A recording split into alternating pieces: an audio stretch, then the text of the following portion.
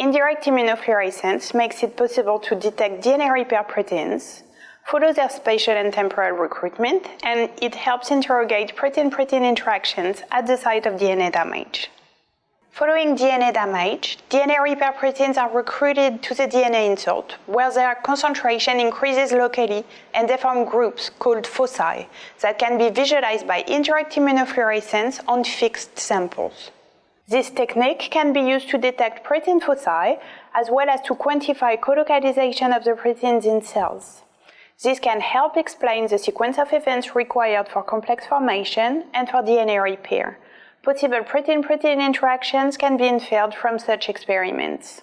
Demonstrating the procedure will be Bárbara de la Peña, a very talented postdoc fellow from my laboratory.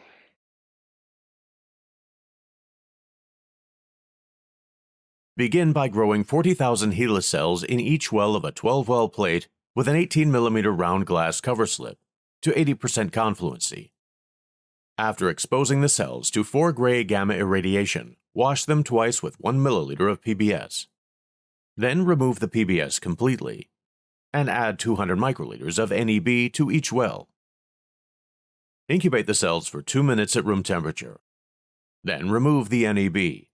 Keep in mind that incubation time can vary depending on the cell line, but generally should not exceed 2 minutes.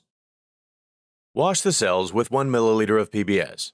Then remove the PBS completely and add 200 microliters of 4% PFA to each well for cell fixation. Incubate the cells for 10 minutes at 4 degrees Celsius. Then remove the PFA and add 1 milliliter of PBS.